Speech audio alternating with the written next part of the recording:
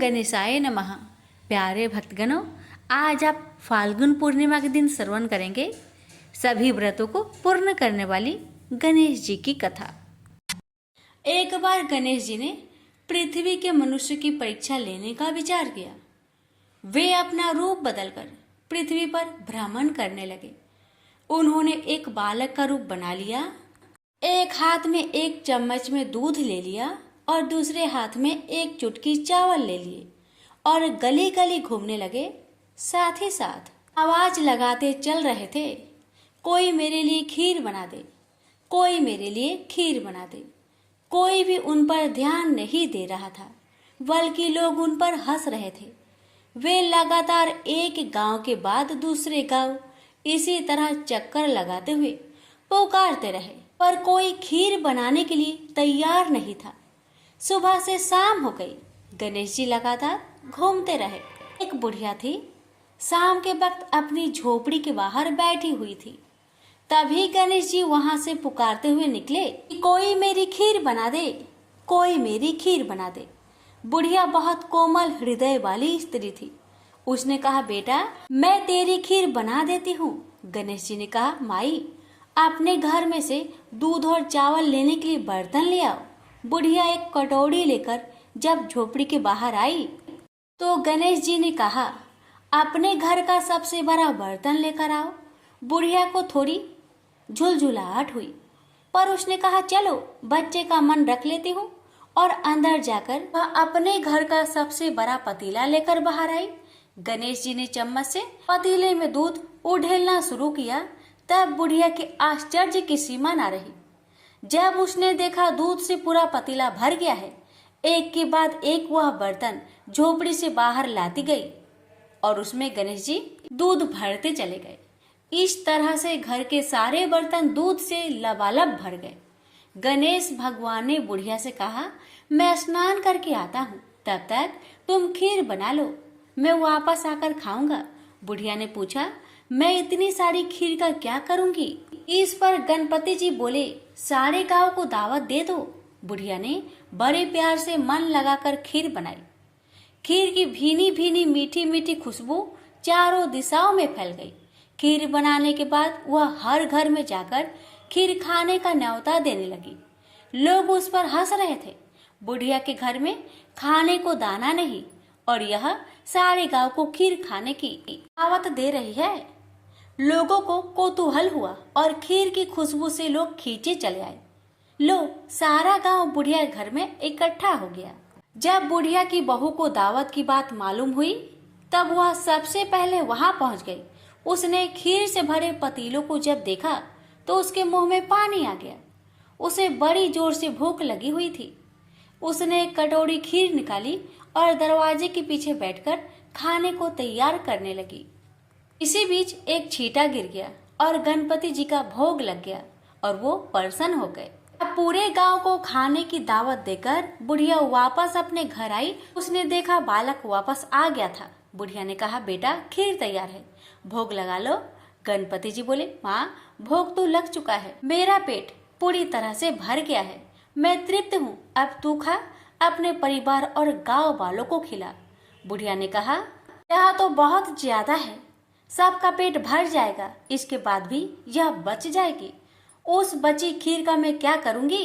इस पर गणेश जी बोले, उस बची खीर को रात में अपने घर के चारों कोनों में रख देना। और बुढ़िया ने ऐसा ही किया। जब सारा गांव जी भरकर खा चुका, तभी ढेर सारी खीर बच गई।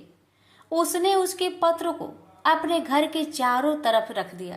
वहां उठकर उसने क्या देखा? पतीले में खीर के स्थान पर हीरे, जवाहरात और मोती भर गए हैं। बहुत खुश हुई। उसकी सारी दरिद्रता दूर हो गई। वह आराम से रहने लगी। उसने गणपति जी का एक भव्य मंदिर बनवाया और साथ में एक बड़ा सा तालाब भी खुदवाया।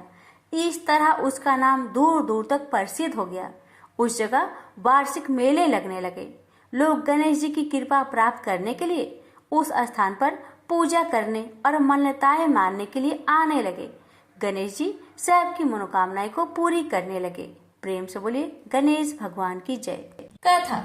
एक बुढ़िया माई थी, मिट्टी के गणेश जी की पूजा करती थी। रोज बनाए रोज गल जाए। एक सेठ का मकान बन रहा था। वो बोली, पत्थर का गणेश बना दो। मिस्त्री बोले, जितने हम तेरा पत्थर का गणेश करेंगे उतने में अपनी दीवार ना चिनेंगे। बुढ़िया बोली, राम करे तुम्हारी दीवार टेढ़ी हो जाए। अब उनकी दीवार टेढ़ी हो गई। वो चीने और ढा देवे, चीने और ढा देवे। इस तरह करते करते शाम हो गई। शाम को सेठ आया। उसने कहा, आज कुछ भी काम नहीं किया। वो कहने लगे, एक बुढ़िया आई थी। वो कह रही थी, मेरा पत्थर का गणेश कर दो। हमने नहीं करा तो उसने कहा, तुम्हारी दीवार टेढ़ी हो जाए। तब से दीवार सीधी नहीं बन रही है। बनाते हैं और ढा देते हैं। सेठ ने बुढ़िया को बुलवाई। सेठ ने कहा, हम तेरा सोने का गणेश गढ़ देंगे, हमारी दीवार सीधी कर दो। सेठ ने बुढ़िया को सोने का गणेश गढ़ दिया। सेठ की दीवार सीधी हो गई। जैसे सेठ की दीवार सीधी की, वैसे सबकी करना। कहानी कहने वाले, सुनने वाले, हुक्कार भरने वाले सभी पर अपनी कृपा सदा बनाए रखना। प्रेम से बोलिए गजानंद भगवान की जय। किसी गांव में एक बूढ़ी माई रहती थी। वह बहुत गरीब थी और आंखों से अंधी भी थी। उसका एक बेटा और बहू थी। वह बुढ़िया सदैव गणेश महाराज की पूजा किया करती थी। एक दिन गणेश भगवान उसकी श्रद्धा भक्ति को देखकर बहुत प्रसन्न हुए। गणेश भगवान ने सोचा, ये बुढ़िया माई तो आंखों से अंधी है, फिर भी मेरी पूजा पाठ कितना श्रद्धा के साथ करती है, इसलिए मुझे इसके लिए कुछ करना चाहिए। इतना ही सोचकर गणेश जी उस बुढ़िया माई के सामने प्रकट होकर बोले, बुढ़िया माई, तू जो चाहे सो मुझसे मांग ले, मैं तुझसे बहुत प्रसन्न हूँ। बुढ़िया माई हाथ जोड़कर गणेश महाराज से बोली, हे भगवान, मुझे तो कुछ मांगना ही नहीं आता, तो मैं कैसे मांगू और क्या मांगू, आप ही मुझे बताए। बूढ़ी माई की बातें सुन गणेश महाराज कहने लगे, माई, तू अपने बेटे बहू से पूछकर कुछ मांग लेना। तब बूढ़ी माई ने अपने बेटे से कहा, बेटा, गणेश जी कहते हैं कि तू कुछ मांग ले, तो तुम बताओ बेटा, मैं क्या मांगू। बेटा ने कहा, माँ, तुम ढेर सारा धन दौलत मांग ले। बहू से पूछा तो बहू ने कहा कि आप नाती मांग लीजिए माँ जी। तब बूढ़ी माई मन ही मन में सोचने लगी, बेटा बहू तो सिर्फ अपने लिए ही सोच रहे हैं, मेरे लिए तो कोई सोचता ही नहीं। इतना सोचकर बूढ़ी माई ने सोचा, एक बार अपनी पड़ोसन से पूछ कर आऊं कि मेरी पड़ोसन क्या कहती है। बुढ़िया ने पड़ोसन से पूछा तो उसने कहा, बुढ़िया माई, तू तो थोड़े दिन ही जिएगी, क्या तू धन मांगे और क्यों नाती मांगे, तू तो अपनी आंखों की रोशनी मांग ले, जिससे तेरी जिंदगी आराम से कट जाएगी। बेटा, बहू और पड़ोसन का राय लेकर बुढ़िया माई गणेश महाराज के पास आई और बोली, हे गणेश महाराज, यदि आप मुझ पर प्रसन्न है तो मुझे 9 करोड़ की माया दे, निरोगी काया दे, अमर सुहाग दे, आंखों की रोशनी दे, नाती दे, पोता दे और सब परिवार को सुख दे और अंत में मोक्ष दे। बुढ़िया माई की बातें सुन गणेश जी कहने लगे, बुढ़िया माई, तुमने तो हमें ठग लिया, फिर भी जो तूने मांगा वजन के अनुसार सब कुछ तुझे मिलेगा। यह कहकर गणेश महाराज अंतर ध्यान हो गए। उधर बूढ़ी माई ने जो कुछ मांगा वह सब कुछ मिल गया। गणेश जी महाराज, जैसे आपने उस बुढ़िया माँ को सब कुछ दिया, वैसे ही सबको देना। कहानी कहने वाले, सुनने वाले, हुक्कारे भरने वाले सभी के परिवार पर अपनी कृपा सदा बनाए रखना। सभी मिलकर बोलिए, गणेश भगवान की जय हो। एक गांव था जिसमें एक सेठ जी अपने परिवार के साथ रहते थे। सेठ जी के गांव के पास के शहर में एक बड़ा व्यापार था। सेठ जी गणेश जी की पूजा श्रद्धा एवं विश्वास से करते थे। जिससे सेठ जी के घर में अन्न धन के भंडार सदा भरा रहता था। उनके जीवन में किसी प्रकार की कोई भी कमी नहीं थी। वह नित्य प्रतिदिन नियम अनुसार रोज वो नदी पर नहाने जाते और आकर गणेश जी की पूजा करते थे, उन्हें भोग लगाते थे और फिर स्वयं भोजन करते थे।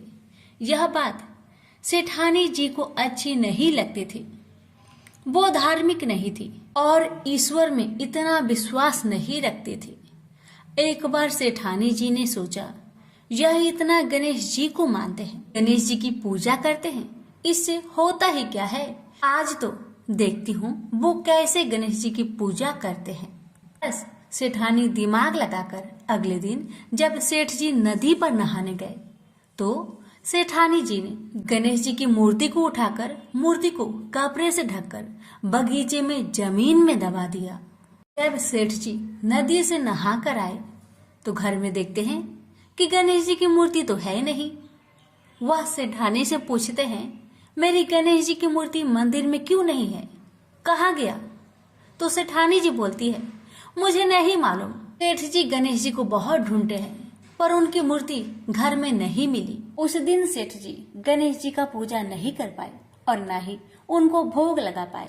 इसके लिए सेठ जी ने अन्न जल का त्याग कर दिया और गणेश जी से प्रार्थना करने लगे, हे प्रभु, लगता है आप मुझसे रुष्ट हो गए हैं और कहीं चले गए हैं। आप अपनी कृपा दृष्टि मुझ पर बरसाइए। हे प्रभु, मुझे दर्शन दीजिए। अब सेठ जी ने मन ही मन प्रतिज्ञा किया कि जब तक मुझे मेरे गणेश जी नहीं मिल जाते, मुझे दर्शन नहीं देते, मैं तब तक अन्न जल का त्याग करता हूँ। उस दिन पूरा दिन निकल गया। रात्रि में सेठ जी की भक्ति से प्रसन्न होकर गणेश जी भगवान ने सपने में गणेश जी भगवान एक छोटे से चूहे के साथ खेल रहे थे और चूहे को खाने को लड्डू दे रहे थे। चूहा लड्डू लेकर बगीचे में जाता है और जमीन को खोदता है और लड्डू वहीं डाल देता है। अचानक सेठ जी की नींद खुल जाती है। सेठ जी बगीचे में जाते हैं और वही खोदने लगते हैं जहां पर उन्होंने चूहे को सपने में लड्डू दबाते हुए देखा था। ठीक वहीं पर खोदते हैं। गणेश जी की कृपा से, उनकी आशीर्वाद से वहीं पर गणेश जी की मूर्ति कपड़े में लिपटा हुआ मिट्टी के अंदर छुपा हुआ था। सेठ जी ने गणेश जी की मूर्ति को प्रणाम करके उन्हें लेकर घर आया और अच्छे से साफ सफाई करके उनकी पूजा की, उन्हें भोग लगाया। देखकर सेठानी ने पूछा, आपको गणेश जी कहाँ मिले? सेठ जी सेठानी जी से सपने की सारी कहानी बताते हैं। वह बात जानकर सेठानी जी को बड़ा आश्चर्य हुआ। सेठानी को मन ही मन श्रद्धा एवं विश्वास से गणेश जी भगवान की भक्त बन जाती है और सेठ जी से कहती है कि मुझसे बड़ा भारी अपराध हो गया है। अब हम दोनों पति पत्नी प्रेम सहित गणेश जी भगवान की आराधना करेंगे एवं उनकी पूजा में कोई भी कमी नहीं आने देंगे। यह सुनकर सेठ जी बड़े प्रसन्न हो जाते हैं और दोनों पति पत्नी गणेश जी भगवान को धन्यवाद करते हैं। जय बोलिए गणेश भगवान की जय, सदा ही जय। प्रभु अपनी अनुकंपा सेठ सेठानी के समान ही हम सभी पर बनाए रखना। कहानी सुनने वालों की सभी मनोकामनाएं पूर्ण करना।